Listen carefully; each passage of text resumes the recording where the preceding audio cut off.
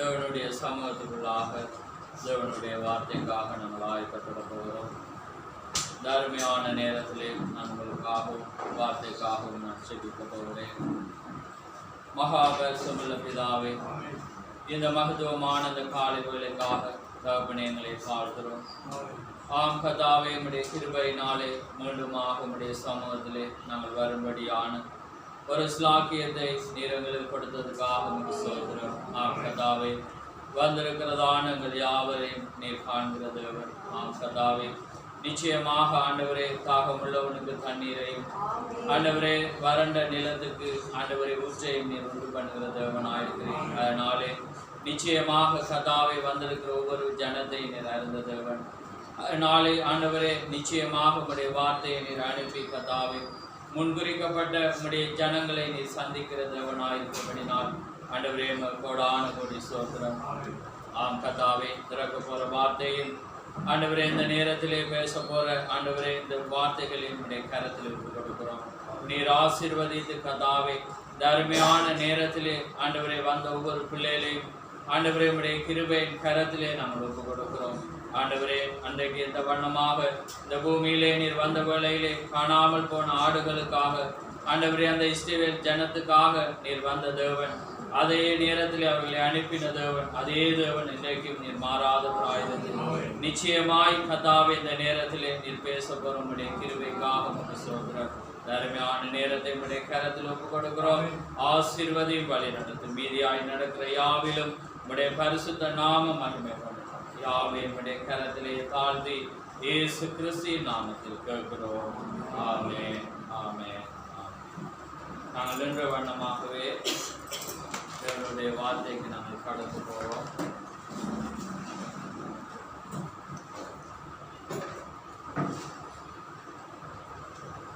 மத்தேயு 7ஆம் அதிகாரம்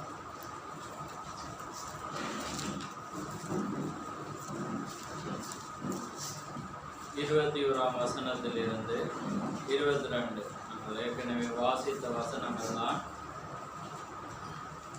மத்தேயு 7ஆம் அதிகாரம் 21லிருந்து 22 வசனங்களை நாங்கள் வாசிப்போம்.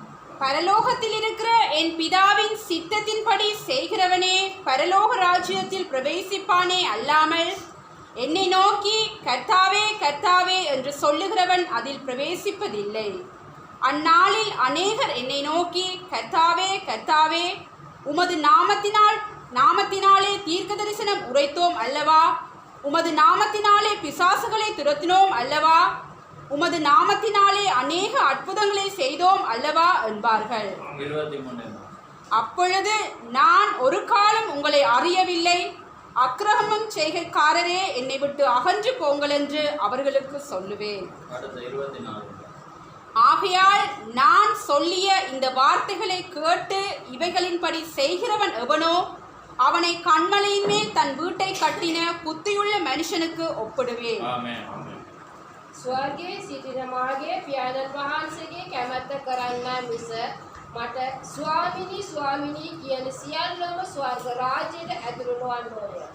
ඒ දවසේදී බොහෝ දෙනෙක් ස්වාමිනී ස්වාමිනී ඔබගේ නාමය අනාගත වචන නොකියමුද, ඔබගේ නාමයෙන් යක්ෂයන් දුරු නොකළමුද, ඔබගේ නාමයෙන් නොයෙක් බලවත් ක්‍රියා නොකළමුදයි මට කියනවා ඇත. එවිට මම කිසි කලකත් නුඹලා නොඇඳින්නෙමි. අදරිමිෂ්ඨකම් කරන්නෙමි. මා කෙරෙහි අහක්ව ඵලයල්ලයි ඔවුන්ට කියනසේක. එහෙයින් යමෙක් මාගේ මේ වචන අසා ඒවා පිළිපදීද ඔහු පර්වතයේ පිට තමාගේ ගේ සාදාගත් ගුණ ඇති මනුෂ්‍යයෙකුට සමාන කරනු ලබන්නේය. ආමෙන්. ஆமென். யாவரும் அமர்ந்திருங்கள்.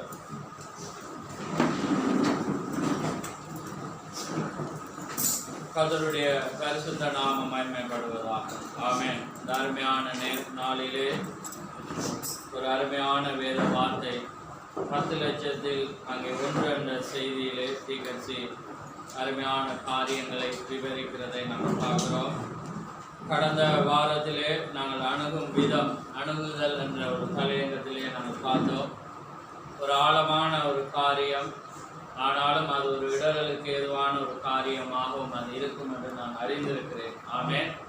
ஏனென்றால் அங்கே தேவனுடைய அந்த கிருபையை கொண்டு பார்க்கும்போது அது ஒரு அழகான ஒரு காட்சி. ஆனால் அதை மாமிச விதமாக நாங்கள் அணுகும் போது அதிலே பல இடரல்களை நாங்கள் காண முடியும். ஆமென். ஏனென்றால் அது தேவனுக்கும் அது தன்னுடைய ஜனத்துக்கும் உள்ள ஒரு காரியமாக இருக்கிறது. ஆமென். அதனால் தான் தேவனுடைய வார்த்தை எப்போதுமே முன்குறிக்கப்பட்டவங்களுக்கு ஒரு ஆசீர்வாதமாக இருக்கிறது. ஆனால் இடரலுக்காக நியமிக்கப்பட்டவங்களுக்கு அது ஒரு கடினமான ஒரு காரியம். ஆமென்.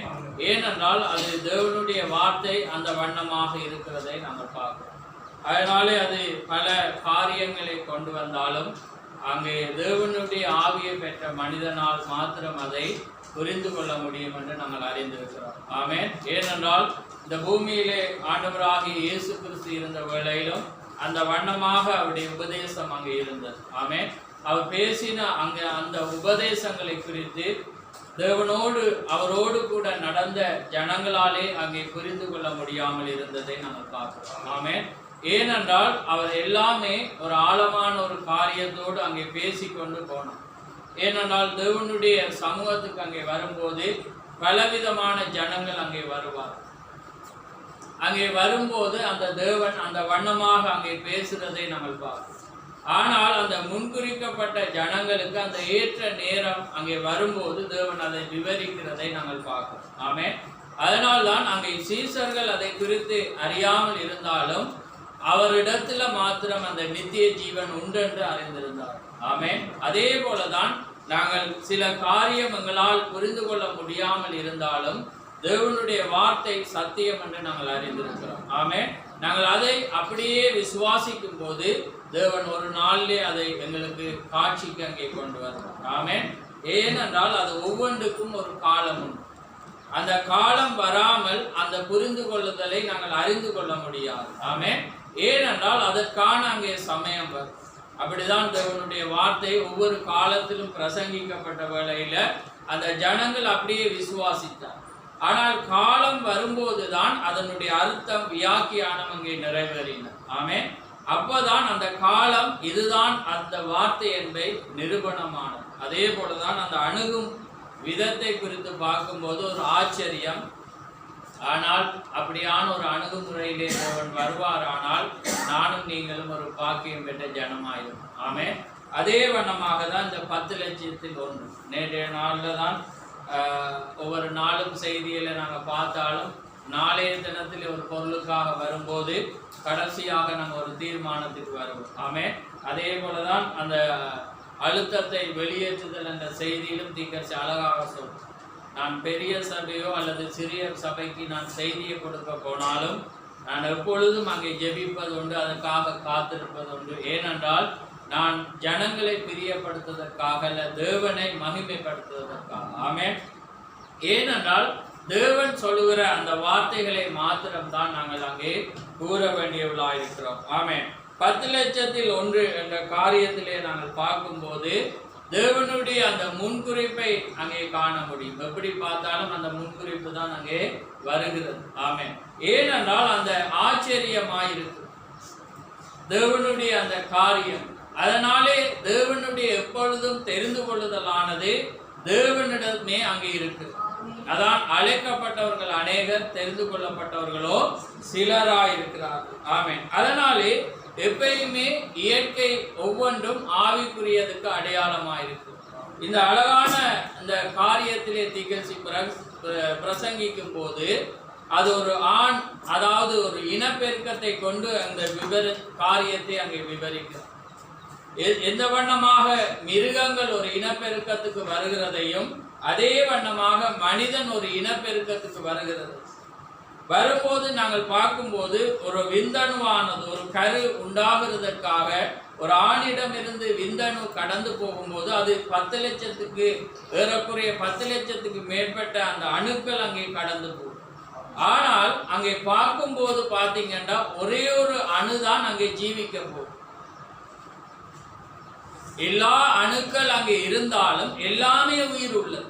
அப்ப தீர்க்கதரிசி அழகா சொல்றதுல அந்த அவரோடு போன நண்பர் அந்த டெலஸ்கோப்பை அங்கே வைத்து அந்த காட்சியில் அந்த கிருமியில காண்பிக்கும். அப்ப அது நாங்க பார்க்கும்போது அதை கண்டுபிடிக்க, ஆனா அதை வைத்து பார்க்கும்போது அது ஒவ்வொன்றும் அந்த அணுக்கள் வந்து துடித்து கொண்டிருக்கிறத அவர் பார்க்க. அப்ப பார்க்கும்போது தீர்க்கதரிசிக்கு ஒரு ஆச்சரியமா இருக்கு. எல்லாமே ஜீவன் உள்ளது, எல்லாமே உயிர் உள்ளது, எல்லாமே சமமா சேமா தான் இருக்கிறது. ஆனால் அதுல ஒன்று மாத்திரம்தான் ஜீவிக்க போகிறோம். அதான் தீர்க்கதரிசி 10 லட்சத்திலே ஒன்று. பாருங்க, எல்லாமே ஒரு ஆணிடம் இருந்து தான் வருது, ஒரே நேரத்திலே அது வருது. எல்லாமே ஜீவித்து கொண்டிருக்கிறது, எல்லாமே அந்த ஒரு மனிதனுடைய சத்துல இருந்து உருவாக்கப்பட்டு வெளியே வருது. எல்லாமே உயிர் உள்ளது, அதுல தானா மரிச்சது இல்லை, எல்லாமே உயிரோட தான் துடித்து கொண்டிருக்கு. ஆனா அந்த ஒன்றுதான் அந்த நீந்தி போய் கருமுட்டைக்குள்ளாக முதல் பிரவேசிக்கிற அந்த காரியமே வாழப்போகுது. பாருங்க, அது எல்லாமே எவ்வளவு ஒரு அழகான காரியம். அதை தான் தீர்க்கதரிசி இஸ்ரவேல் ஜனங்களோடு போட்டு பார்க்கும்போது அங்கே எத்தனை பேர் வந்தாங்க வெளியே? 20 லட்சம் பேர். அப்போ பாருங்க, 10 லட்சத்தில் ஒன்று ஒரு மாமிச பிறப்புல உயிர் வாழுது. அதே போல் அந்த 20 லட்சத்தில் என்ன வருது? 2. அப்போ 10 லட்சத்தில் ஒன்று, 10 லட்சத்தில் ஒன்று, அங்கே 20 லட்சத்தில் எத்தனை வருது? 2. ஆனா எல்லாமே என்ன? உயிர் உள்ளது, எல்லாமே எல்லாத்தையும் அங்கே பார்க்க. அதான் தீர்க்கதரிசி எல்லாமே வானத்தில் இருந்து மண்ணாவ அவங்க எல்லாமே என்ன செஞ்சாங்க? பார்த்து புசிச்சாங்க. கண்மலையில் இருந்து வர்ற தண்ணீரை அவங்களும் அங்கே குடிச்சாங்க. அங்கே தேவன் அங்கே செங்கடலை கடக்கும் போது அதை எல்லாருமே பார்த்தாங்க. ஆனா வாழ தேவன் வாக்குத்தத்தம் பண்ணின கானானுக்கு கடந்து போனவங்க 2 பேர் ஆயிரம். அதுதான் அங்கே என்ன வருது? முன்குறிப்பு.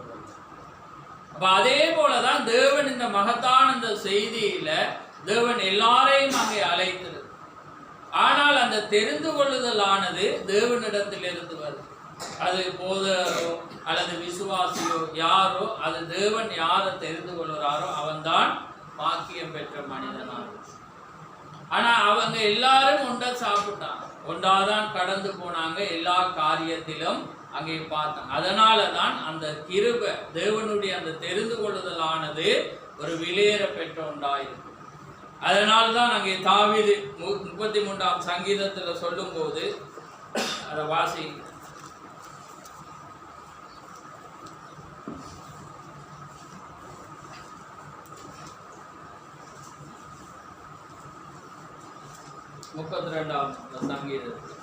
எவனுடைய மீறுதல் மன்னிக்கப்பட்டதோ, எவனுடைய பாவம் மூடப்பட்டதோ அவன் பாக்கியவான்.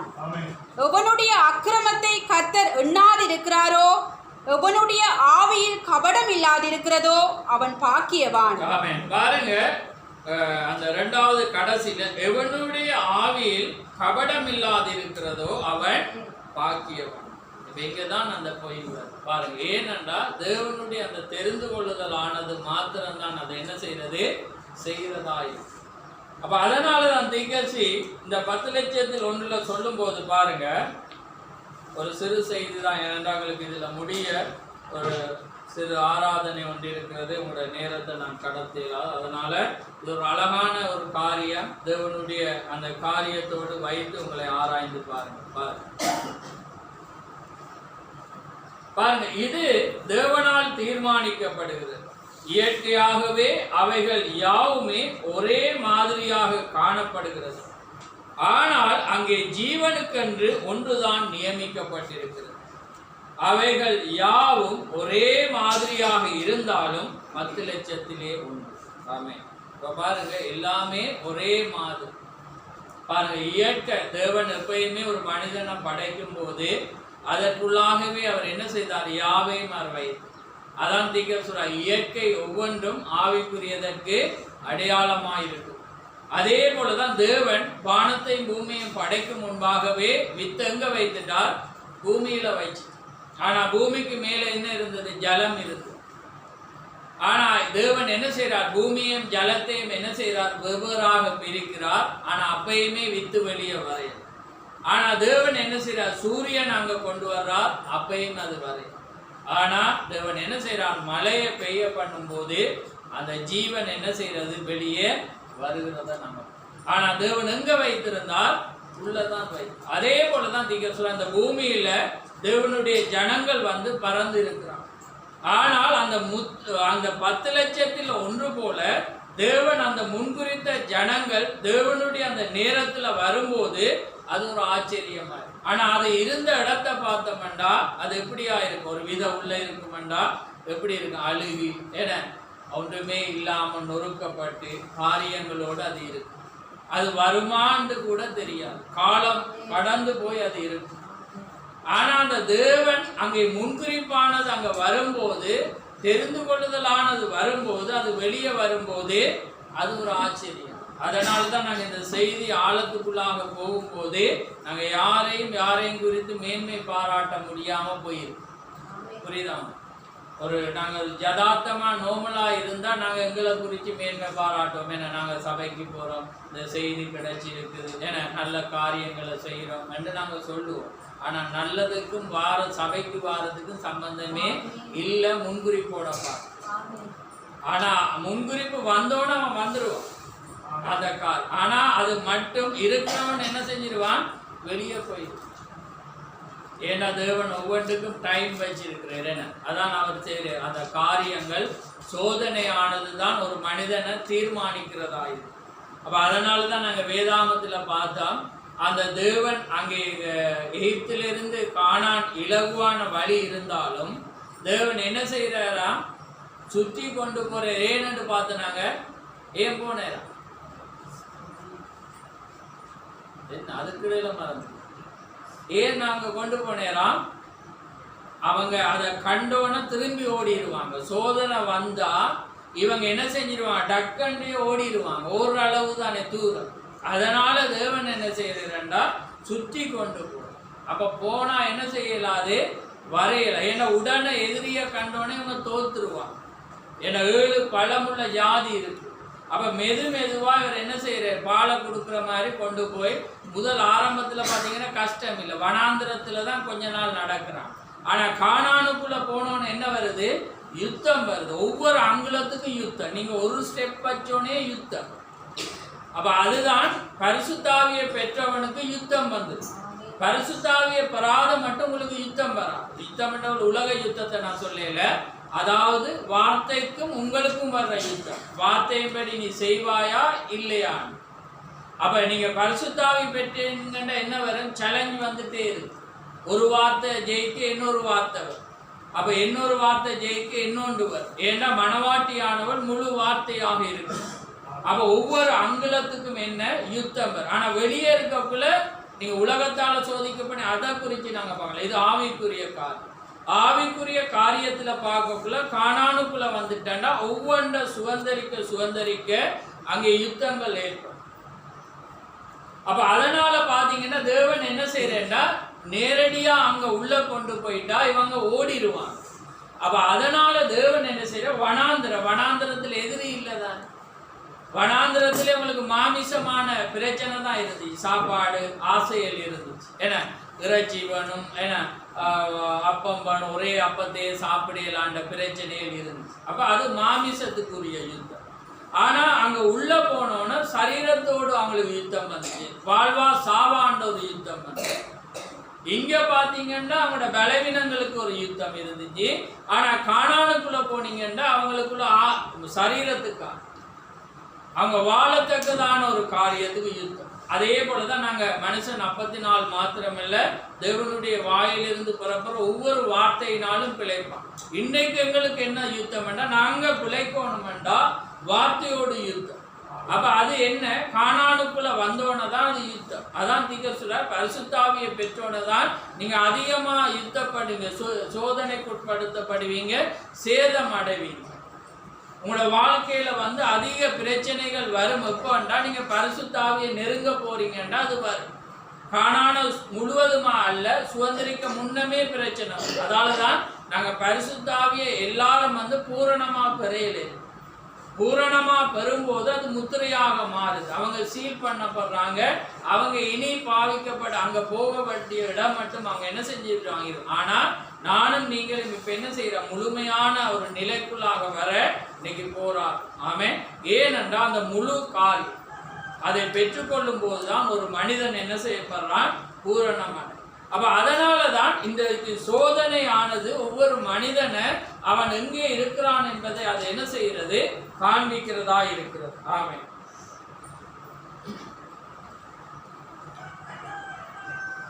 பாருங்க,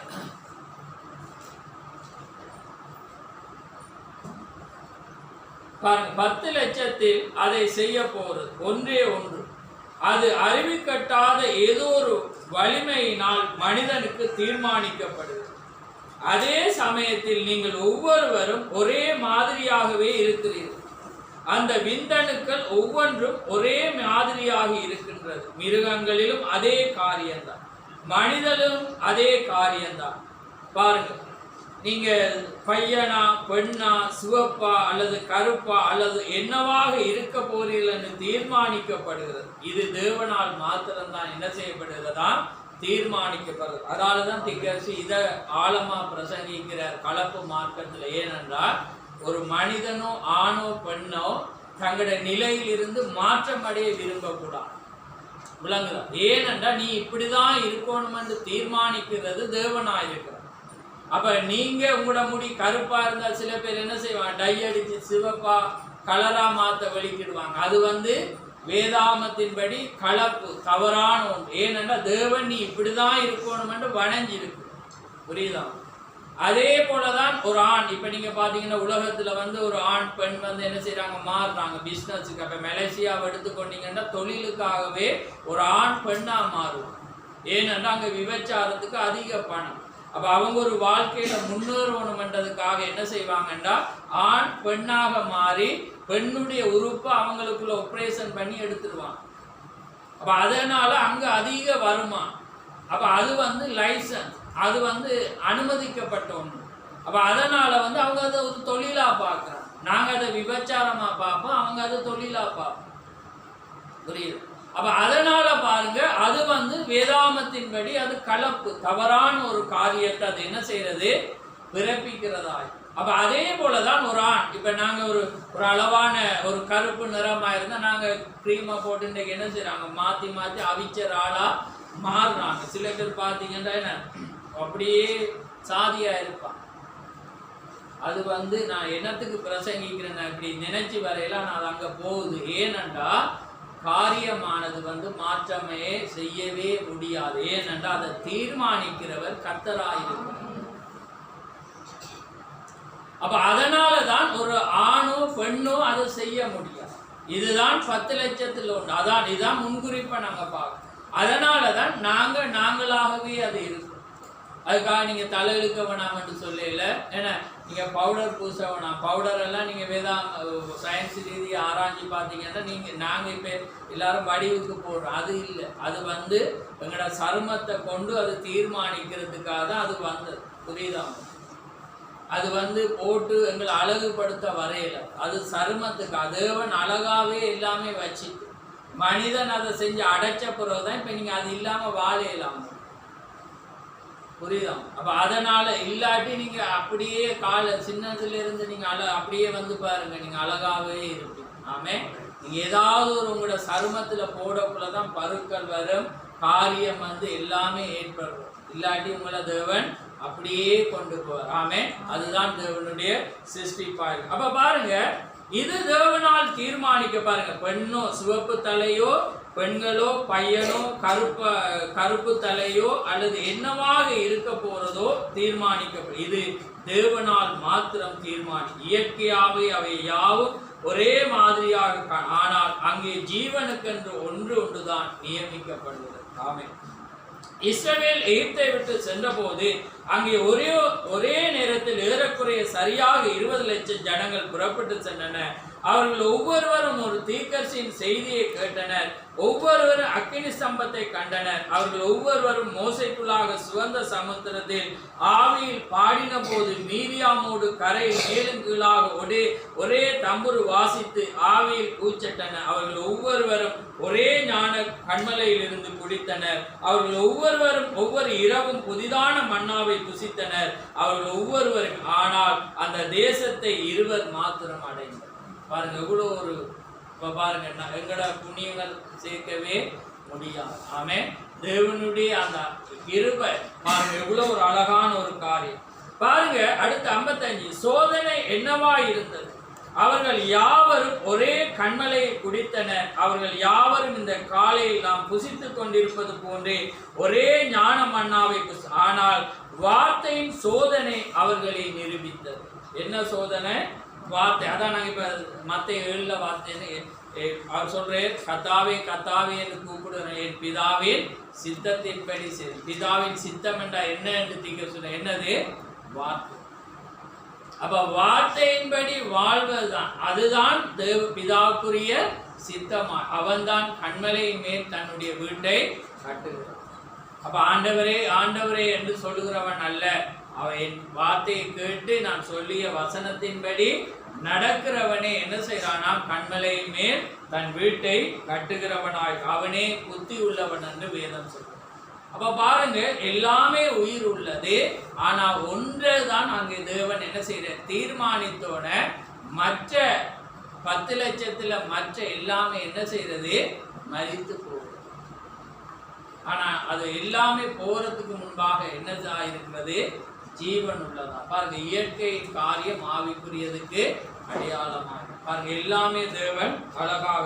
அதே போலதான் அந்த காரியங்களையும் தேவன். அப்ப பாருங்க அந்த சோதனை நீங்க அதான் பாருங்க சோதனை தான் உங்களை என்ன செய்யறது? வார்த்தை கூடாக அதை நிரூபிக்கிறது. அதே போலதான் பாருங்க இன்றைக்கும் உலகத்தில் ஏறக்குறைய சரியாக 500 கோடி பேர் கிறிஸ்தவர்கள் என்று அழைக்கப்படுகிறவர்களாக இருக்கின்றனர். ஒவ்வொரு நாளும் சந்ததியை முற்றுப்பெற செய்கிறது. இப்பொழுது என்னவெனில் இன்றைக்கு எடுத்துக்கொள்ளப்படுதல் நிகழுமானால் உலகம் முழுவதிலும் 500 பேர் எடுத்துக்கொள்ளப்படுவார்களா என்னவாகும்? அவர்கள் சொல்வதை குறித்து நீங்கள் ஒருபோதும் அறிந்து கொள்ளவே அல்லது செய்தித்தாளில் கூட காணப்பட மாட்டீர்கள். கர்த்தருடைய வருகையோ ஒரு ரகசியமாய் இருக்கிறது. அவர் வந்து களவாடி சென்று விடுவார். அது அத்தகைய ஒரு சிறுபான்மை எண்ணிக்கையாயிருக்கும். அப்ப அதான் சொல்றே. அதே போலதான் இன்றைக்கும் தேவன் என்ன செய்வார்? அதே காரியத்தை அவர் செய்வார். ஏனென்றா இன்றைக்கு அந்த காரியத்தை குறித்து யாருமே அதை அறிய மாட்டாங்க. ஆனா இன்னைக்கு உலகத்துல ஜனங்கள் என்ன செய்வாங்க? அதை குறித்து பெருமிதமாக அவங்க என்ன செய்வாங்க? பார்ப்பாங்க, இந்த நபர்ல காரியம் இருக்கும் என்று பார்ப்பாங்க. ஆனா தேவனுடைய கிருபையோ அது ஒரு சிலர் பாத்திரம் தான் அங்க இருப்பாங்க. அன்றைக்கு நாங்க ஒரு ஊழியக்காரனோட கதைக்கிறதுக்காக இன்னைக்கு எல்லாரும் மெசேஜில் இருக்கிறாங்க காரியம். ஆனா ஜனத்துக்கு அப்படியான ஒரு காரியம் போயிடும். அப்ப நானும் பிறரும் எரிப்பிறரும் ஒரு காரியத்தை தீர்மானிச்சு அந்த சவரனோடு நாங்கள் அந்த வார்த்தையை குறித்து பேசுவோம். வருகையை குறித்து நீங்க என்ன நினைக்கிறீங்க என்ற காரியம். அப்ப நாங்க பார்க்கும்போது பார்த்தீங்கன்னா இந்த இயற்கையின் ஒவ்வொரு அடையாளங்களை வச்சு அவர் வரப்போகிறார், ரகசியமாக வரப்போறார் என்று அவர் பேசும்போது நாங்கள் 2 பேரும் மௌனம் ஆயிட்டோம். ஏனென்றா அவர் வந்து போனதே இன்றைக்கு என்ன செய்யறாங்க? இந்த மெசேஜில் அறியாம இருக்கிறாங்க. அப்ப அதனால தான் தீர்க்கதரிசி இந்த புத்தகத்திலே அவர் சொல்றேன், எலியா அவங்க சீசர்கள் கூட அவரோடு இருந்தவங்களுக்கும் எலியா வந்து போனது என்ன செய்யாது? தெரியாது. அப்ப அந்த காரியத்தை அவங்க என்ன செய்யறாங்க? அறியாம இருக்கிறாங்க. ஆனா தேவன் என்ன செய்யறாங்க? அந்த முன்குறிக்கப்பட்ட அந்த ஜனத்துக்கு அந்த காரியத்தை அவர் என்ன செய்யறார்? அந்த எலியாவை வெளிப்படுத்த. அப்ப அங்கே வெளிப்படுத்தும் போது அவர் சொல்ற எலியா வருவது மெய்தான், ஆனா அவன் முந்தி வந்து எல்லாவற்றையும் அவன் என்ன செய்தான்? அப்ப நீங்கள் ஏற்றுக்கொள்ள மனதாயிருந்தா, அவர் சொல்ற நீங்க ஏற்றுக்கொள்ள மனதாயிருந்தா அந்த எலியா அவன் தான் என்று அவர் என்ன செய்யறார்? காண்பித்தார். அது அப்பயும் கேட்கிற இவன் தான் என்று டைரக்டா சொல்லாம, ஏன்னா இது எல்லாமே நீங்க சொல்றேன் நாங்க ஏற்றுக்கொள்ளும், யாரும் போதிக்கல. ஆனா நீங்க அதை ஏற்றுக்கொள்ளும் போதுதான் அது கிரியைக்கு வரும். அப்ப இயேசு கிறிஸ்து அதான் அந்த பூமியில அவர் நாங்க வாக்குத்தத்தத்துல சொல்ற என்னிடத்துல வல்லமை உண்டு நீ விசுவாசிக்கிறாயான்னு அவர் கேட்குற. ஏன்னா அவர் கேட்கிற என்னிடத்துல உனக்கு அதாவது என்னிடத்துல வல்லமை உண்டு நீ விசுவாசி. அப்ப அவன் சொல்ற ஆமாண்டவரே நான் விசுவாசிக்கிறேன். அப்படியானால் உன்னுடைய விசுவாசத்தின்படி உனக்கு ஆக. அப்ப அதே போலதான் நீங்க இன்றைக்கு இவரை ஏற்றுக்கொள்ளாம இருக்கணும். ஆனா தேவன் இன்றைக்கும் கேட்கிற காரியம் நீங்கள் ஏற்றுக்கொள்ள மனதா இருந்தா இந்த வில்லியம் மரியான் பிரண்ணாம் தான் அந்த எலியா. நீங்க ஏற்றுக்கொள்ளாட்டி அது கிரியைக்கு வரும்.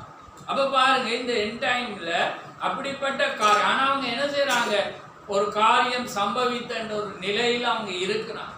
ஆனா அவங்க ஒரு அற்புதம் அடையாளம் ஒரு பெரிய காரியத்தில் இருக்கு. ஆனா ஜனங்கள் ஒரு உணர்ச்சி படுதல்னால அவங்க என்ன செய்வாங்க, அந்த ரகசியம் இருப்பதாக நினைப்பான். ஆனா நான் என்னத்தை இங்க சொல்ல வாரேன்டா அதான் கிருபை, அதை தான் சொல்லலாம். ஏன்னா அந்த சகோதரனையோ அல்லது நான் யாரையோ அல்லது எவரையோ நாங்கள் சொல்லல. என்னத்தை நாங்க கொண்டு வாரேன்டா அங்க அந்த கிருபை தேவன் வெளிப்படுத்தாட்டி ஒன்றுமே இல்லை.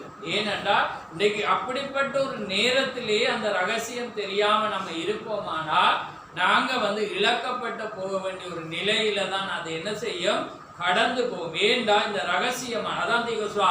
அதே போலதான் அந்த இஸ்ரவேல் ஜனங்கள் அந்த வெளிச்சத்தை காண முடியாததினால அவங்க தவறி போனாங்க. ஆனா அவங்க எல்லாமே புசிச்சாங்க, எல்லாத்தையும் அவங்க கண்டாங்க, எல்லா காரியமும் அவங்களோடு கூட அங்கே கடந்து போனது. ஆனா அந்த ரகசியத்தை அவங்க அறியாதபடியினால அது ஏற்றுக்கொள்ளப்படியாது. அந்த வார்த்தை நிந்தை வரும்போது அதை சகிக்க இல்லாம போனதுனால அவங்க என்ன செய்யப்பட்டாங்க, இழந்து போனாங்க என்று நாங்க பார்க்கிறோம்.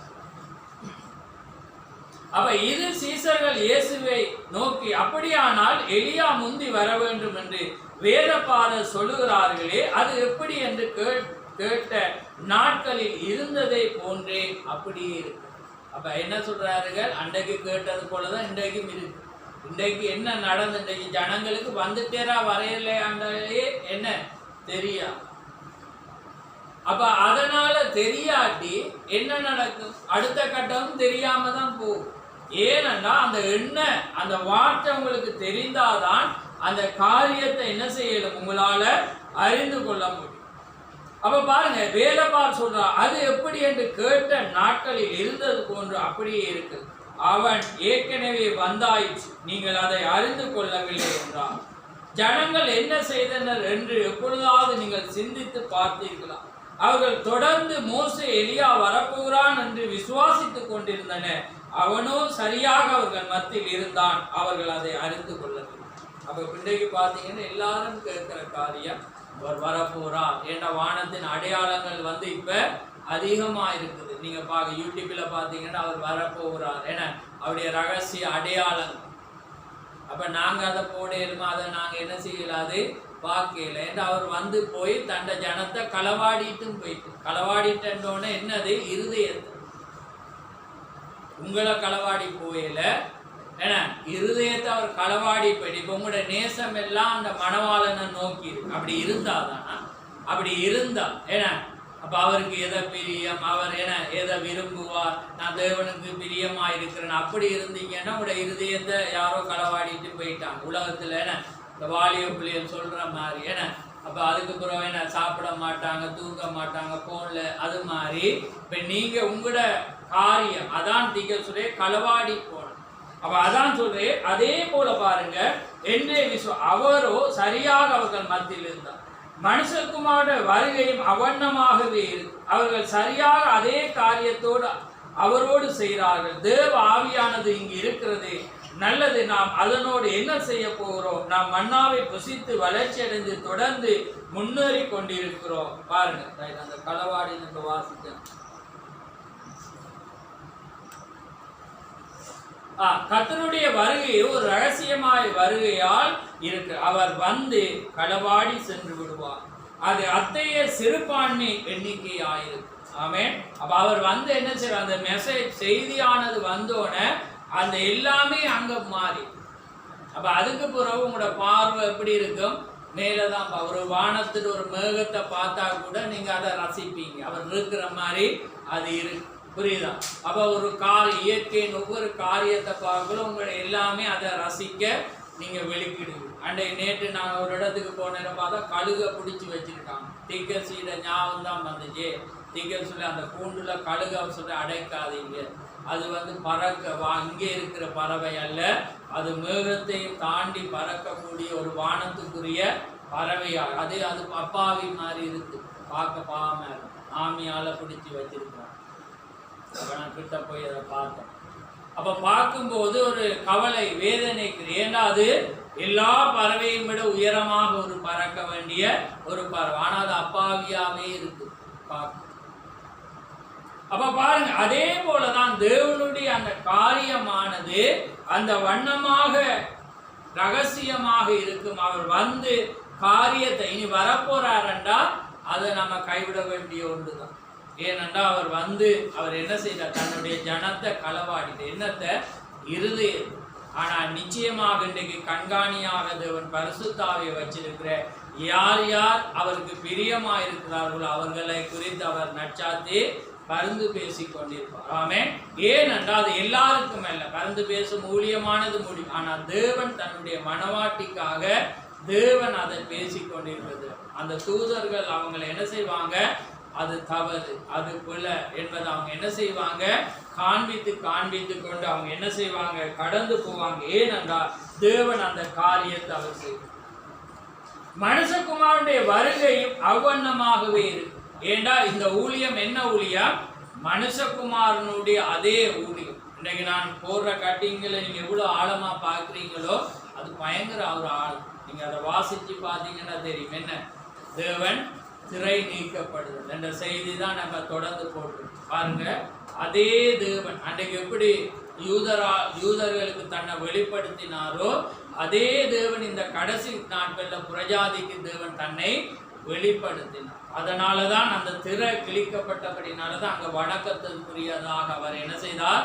மாறினார். ஆனா நாங்க அறிந்திருக்கிறோம் அது கன்னி பிறப்பல்ல, கன்னி பிறப்பு ஒன்றே ஒன்று, அது இயேசு கிறிஸ்து மாற்றம். ஆனா இது ஒரு தாய் தகப்பன் பாவிக்கூடாக அவர் பிறந்தார். ஆனால் அதே தேவன் இந்த சரீரத்துக்குள்ளே நடந்தார் என்பதை நாங்கள் அறிந்திருக்கிறோம். ஆமென். ஆனா அதே தேவன் இன்றைக்கும் மாறவில்லை. அதே தேவன் இன்றைக்கு தன்னுடைய ஜனத்துக்காக அவர் என்ன செய்கிறார்? அதே பவனி அவர் என்ன செய்கிறார்? நடந்து வருவார். ஆனா அந்த இயற்கையின் பிறப்பு அதை காண்பிக்கார். ஆமென். ஆவிக்குரிய காரியத்தால மாத்திரம்தான் என்ன செய்ய முடியும்? அடையாளங்கள் அவர் செய்த மாதிரி. ஏண்டா அவர் இந்த பூமியில இருந்து கடந்து போன பிற்பாடு அதே தேவன் சீசரோடு நடந்தார். ஆனா அவங்க ஆனா அவர் யார் என்பதை எப்ப அறிகிறாங்கண்டா அவர் செஞ்ச மாதிரியே செய்யும் போதுதான் அவர் என்றதை அறிஞ்சார். என்ன செஞ்சாங்க? கொமினியனை எடுத்து அப்பத்தை எடுத்து பிக்கக்குள்ளதான் அவங்க ஆண்டவரே என்றாங்க. அப்ப அதே போலதான் அது என்னத்துக்கு அடையாளம்? இந்த கடைசி நாட்கள். அப்ப அவர் மறைத்து உயிரோடு எழும்பி கடந்து போனாலும் அதே காரியம் மீண்டும் உங்களோடு அவர் நடப்பார். ஆனா அவருடைய இருதயம் கொழுந்து விட்டு எரியும். ஆனா அவர் இயேசு என்பதை அறியாம இருப்பாங்க. ஆமென். ஆனா அதே தேவன் என்ன செய்வார்? இந்த பூமியில நடப்பார். ஆனா ஒரு மனிதனுக்குள்ளாக அவர் இருப்பார், திரை மறைக்கப்பட்டிருப்பார். ஜனங்களால் அந்த திரையை கிழிக்க மட்டும், அதை காண மட்டும் அவங்க என்ன செய்யல? அதை கண்டுபிடிக்கல. ஆனால் தேவன் தன்னுடைய வார்த்தை இந்த பூமியில இருக்கிறேன்டா, தேவன் செய்த மாதிரி ஒரு மனிதன் மீண்டும் அதை செய்வான் என்றா, தேவன் இந்த பூமியில இன்னுமே ஜீவிக்கிறார். அவர் நேற்றும் என்றும் மாறாதவர் என்பதை உங்களால காண முடியும். இல்லாட்டி உங்களோட கண்கள் குருடாயிரும். ஏனென்றால் அது தேவனால மாத்திரம்தான் தேவன் வார்த்தையை திரும்ப செய்ய முடியும். தேவன் செய்த மாதிரியே ஒரு தேவனால மாத்திரம்தான் என்ன செய்ய முடியும்? செய்ய முடியும். அதே போலதான் மனவாட்டி என்றால் நீங்க தேவனை போல தேவனுடைய வார்த்தையின்படி நீங்க ஒவ்வொன்றை செய்யறீங்கண்டா அதே தேவன் உங்களோடு இருக்கிறார். ஆமென். அவர் என்ன செய்யல? அவர் மாறாத தேவனாயிருக்கிறார். ஆமென்.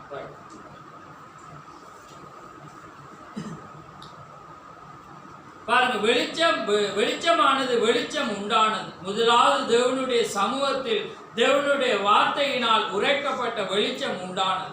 இன்னும் வெளிச்சத்தை கொண்டு வருகிற ஒரே ஒரு காரியம் தேவனுடைய வார்த்தையாயிருக்கிறது. விதையானது ஏற்கனவே பூமியில் இருந்தபோது, ஜலமானது பின்னிட்டு விலகின போது, வித்தோடு அவைகளில் தரிந்திருந்து விதைகள் தோன்ற வெளிச்சம் மட்டும் உண்டானது.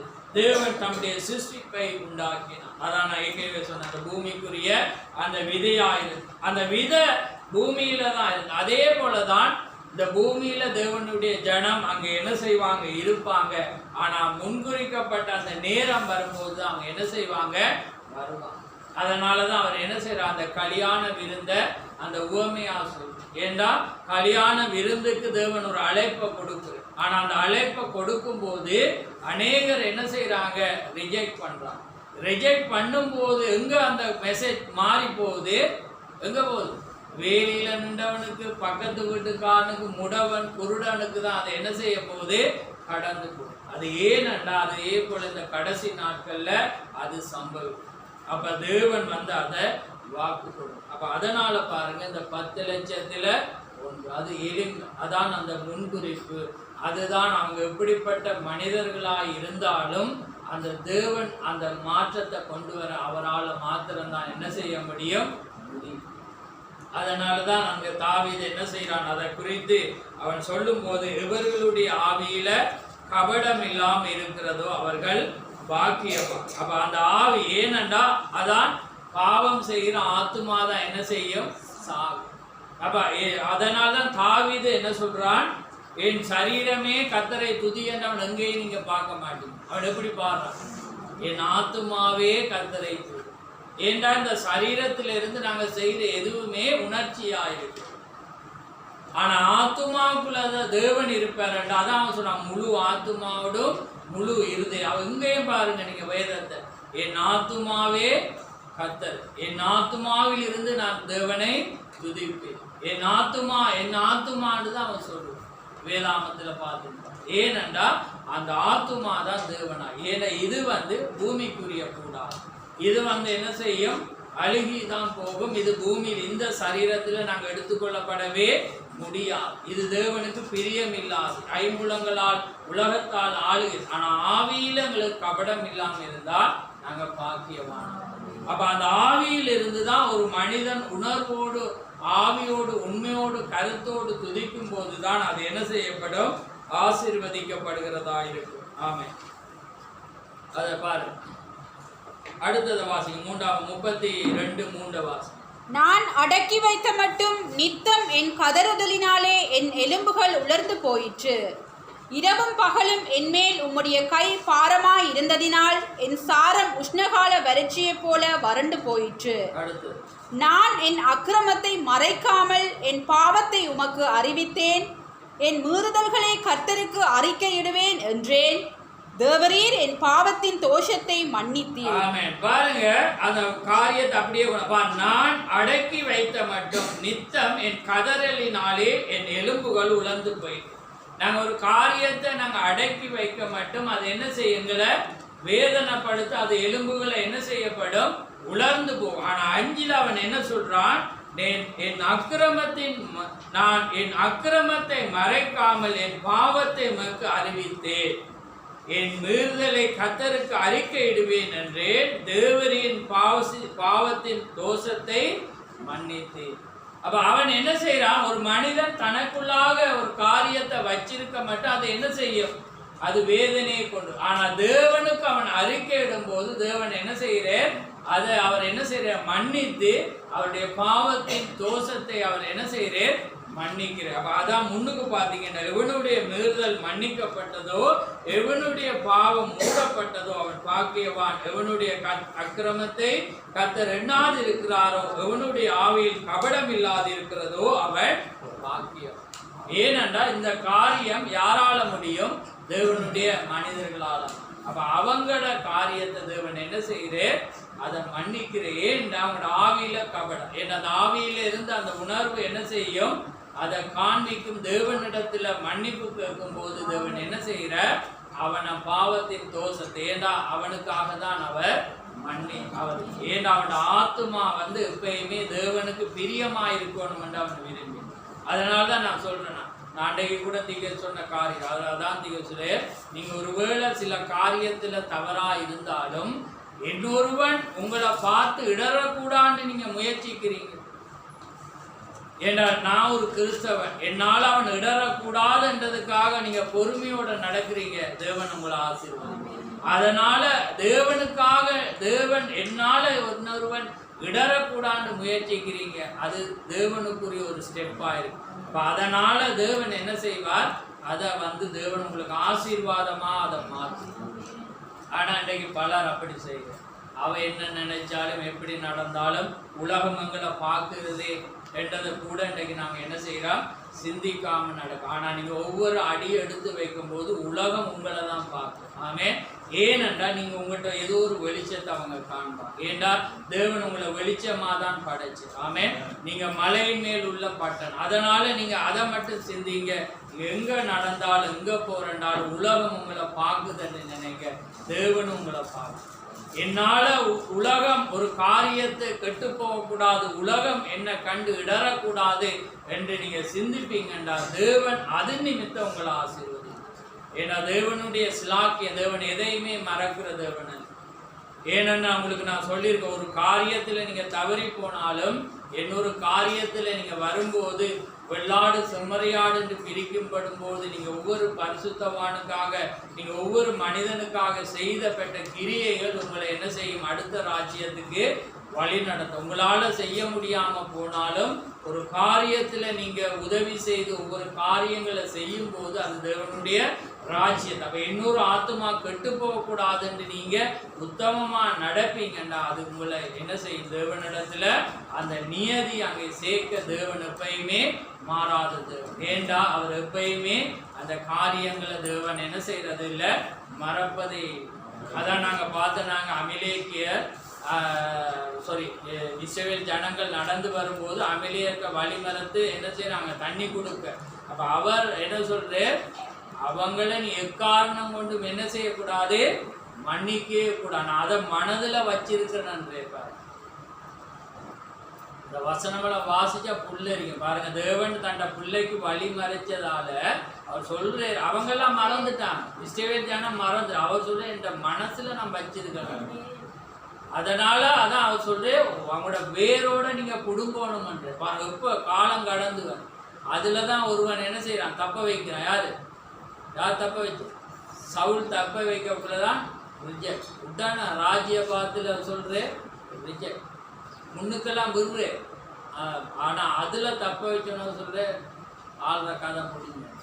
ஏன்னா தேவன் அந்த வார்த்தை பாருங்க, அதனால அந்த பொயிண்ட கவனி. ஏண்டா தேவண்ட ஜனத்துக்கு ஒருவன் ஒரு மனிதன் உலக மனிதனா இருந்தா கூட தேவண்ட ஜனத்துக்கு அவன் ஆசீர்வாதி பண்ணா தேவன் மறக்க மாட்டான். அதுதான் கிருபையா இருக்கும். அதைதான் நாங்க கடந்த நாள்ல தொடர்ந்து பார்த்து வந்தோமே அப்படிப்பட்ட காரியம். ஏன்னா தேவன் அதை ஒருபோதும் மறப்பதே இல்லை.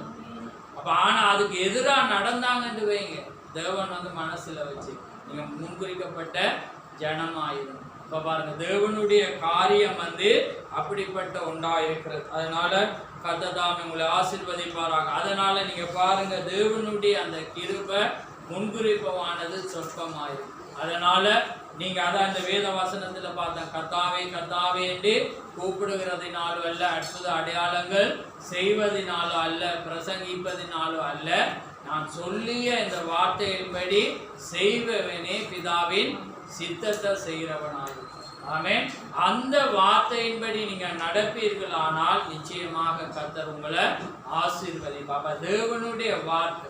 அப்ப ஒவ்வொரு வார்த்தையும் நீங்க என்ன செய்யணும், அந்த காரியம் நீங்களே சந்தோஷப்படுங்க. இப்படி ஒரு வாசனம் வருது, இப்படி அதை உங்களோட ஒப்பிடுப்பாரு, அப்படி என்ன இன்னொன்றோட ஒப்பிடுப்பாரு, அது தேவனுடைய ஒரு ஆசீர்வாதமாக. அப்ப அதனாலதான் தேவன் அந்த வண்ணமாக அவர் சொல்றார், நான் சொல்லிய இந்த வசனங்களின்படி செய்கிறவனே கண்மலையின் மேல் தன் வீட்டை கட்டின புத்தி உள்ள மனுஷனுக்கு ஒப்பாயிருக்கும். அப்ப வார்த்தை தான் தேவனாயிருக்கும். அப்ப தேவனுடைய வார்த்தையின்படி வார்த்தைக்காக நீங்க வாழணும் என்று விரும்பும் போது தேவன் நிச்சயமாக உங்களை அவர் ஆசீர்வதிப்பார். ஆனா உங்களோட சரீரத்துல பலவீனம் இருக்கும், காரியங்கள் இருக்கும். ஆனா அதையெல்லாம் வார்த்தையோடு ஒப்பிட்டு பார்த்து, கர்த்தாவே இந்த வார்த்தைக்கு நான் பலவீனமா இருக்கேன், என்ன நீர் தூக்கி எடுமெண்டா அதுல இருந்து தேவன் என்ன செய்வார், தூக்கி எடுப்பார். ஏண்டா நீங்க பலவீனம், அவருடைய ஆவி வரும்பொழுதுதான் நீங்க என்ன செய்வீங்க, பலமாய் மாறும். அதான் அந்த முன்குறிப்பை வேதாமத்துல பார்த்தீங்கன்னா வர முடியாதவங்க தான் தேவன் ராஜ்யத்துக்கு வந்தாங்க. அவங்க மூலதான் சந்ததிய தேவன் கொண்டு வந்தார். ராகாப்ப பார்த்தீங்கன்னா வரவே முடியாது. சமாரியா ஸ்திரியை பார்த்தீங்கன்னா வரவே முடியாது. மகேலா மரியாதை பார்த்தீங்கன்னா வரவே முடியாது. ரூத்தை பார்த்தீங்கன்னா வரவே முடியாது. தேவையில்ல. ஆபிரகாமை பார்த்தீங்கன்னா வரவே முடியாது. ஏன் ஆபிரகாம் வரையல? ஆபிரகாம் யாரு?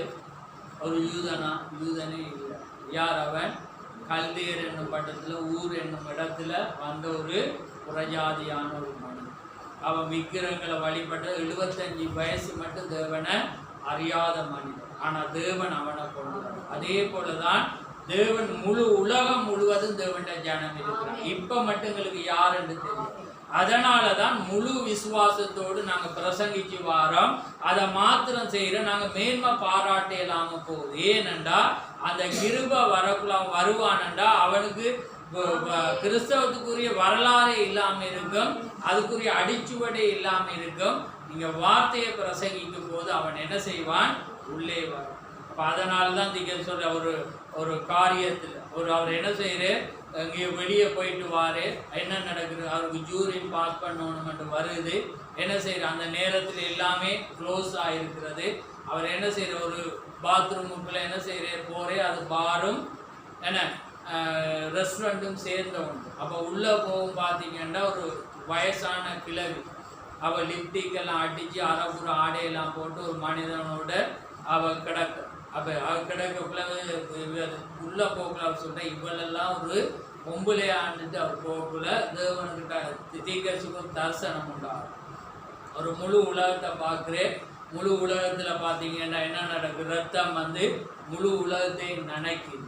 அப்போ தேவன் கேட்குறேன், நீ இதை செஞ்ச? நீ அப்போ அவர் சொல்ற இல்லைன்னு. அப்போ அவர் சொல்றேன், நீ போய் சொல்லு, அவள் உடனே மாறுவாள். அப்போ உடனே அவள் என்ன செய்ய? அருகில் போய் தேவண்ட வார்த்தையை சொன்னோன்னே அவ்வளவு ஜனம் குடிச்சு வெறிச்சிருக்கிறான். உடனே அவள் முழங்கால் படிக்கிட்டு உடனே கிறிஸ்துவை ஏற்றுக்கொண்டு அவள் பெரிய ஊழியத்தில் அநேகரை வழி நடத்த அவள் வந்து மாறினாள்.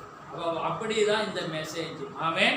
அதனால வந்து நாங்க யாரையுமே வந்து உயர்த்தலாம். எங்களுக்கு இந்த மெசேஜ் வந்ததால நாங்க என்ன செய்யலாது? உயர்த்தலாத. நாங்க உத்தமமா ஆலயத்துக்கு வர்றதுனால நாங்க யாரையுமே உயர்த்தலாம். நாங்க மெசேஜ் விசுவாசத்தோடு பிரசங்கிப்போம். ஆமென். தேவனுடைய வார்த்தையை இன்னொருவனுக்கு நாங்க சொல்லுவோம்.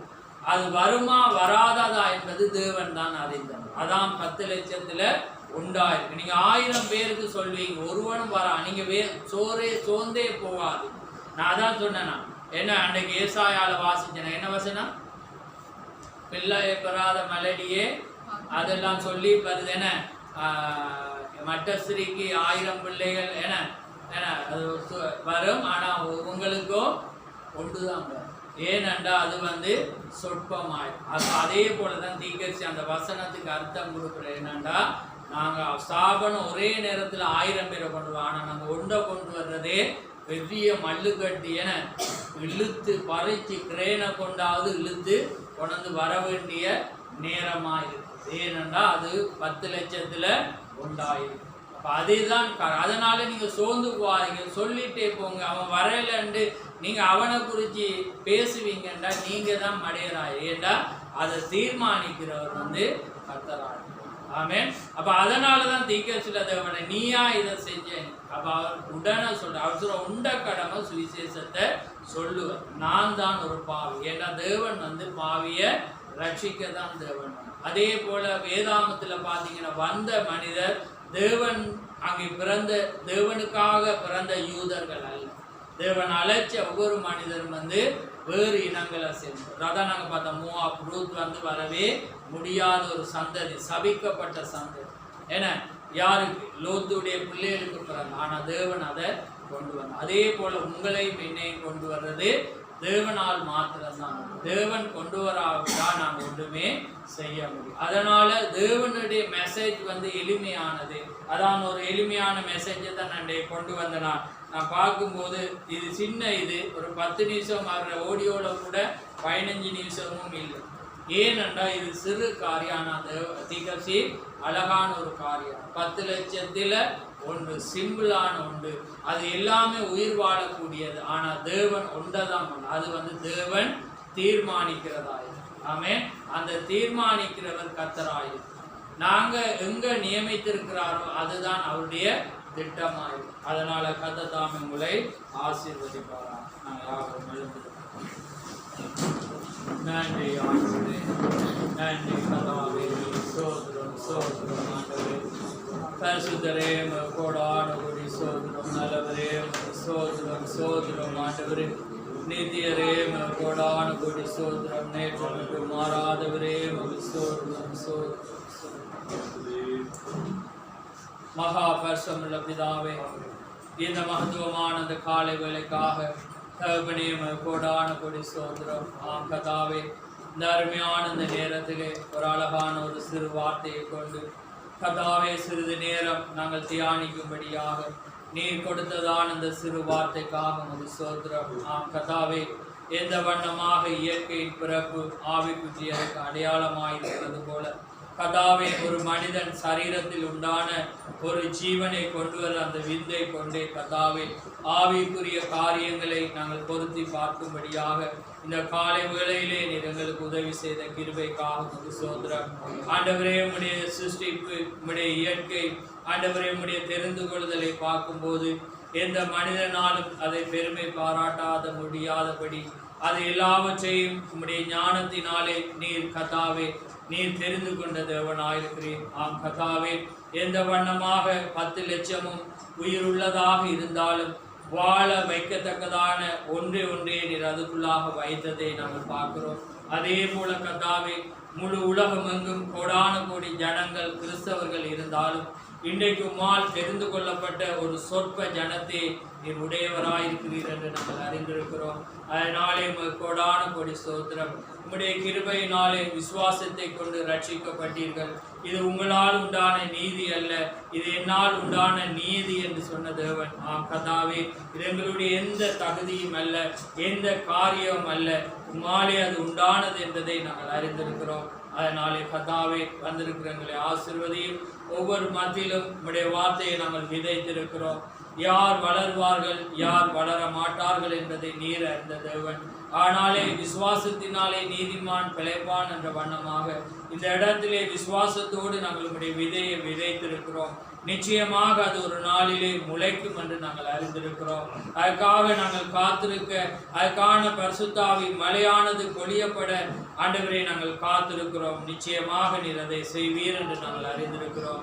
அதனாலே வந்த ஒவ்வொரு பிள்ளைகளையும் ஆசீர்வதியும், வராத ஒவ்வொரு பிள்ளைகளோடும் உடைய இரக்கம் கூட இருக்கட்டும். மீதியாய் நடக்கிற யாவிலும் உடைய பரிசுத்த நாமம் மகிமைப்படட்டும். யாவை உடைய கரத்திலே தாழ்த்தி இயேசு கிறிஸ்துவின் நாமத்தில் கேட்கிறோம். ஆமென். ஆமென்.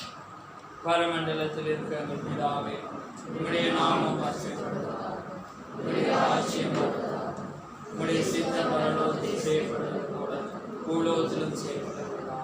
எங்களுக்கு வேண்டிய ஆகாரத்தை தருவதாக. எங்கள் கடனாளிகளை நாங்கள் மன்னிக்கிறது போல எங்கள் கடன்களை எங்களுக்கு மன்னி.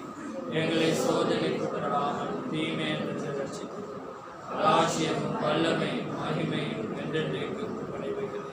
ஆமென். என் ஆத்துமாவே கர்த்தரை ஸ்தோத்திரி, என் முழு உலகமே அவருடைய நாமத்தை ஸ்தோத்திரி. என் ஆத்துமாவே கர்த்தரை ஸ்தோத்திரி, அவர் செய்த சகல உபகாரங்களை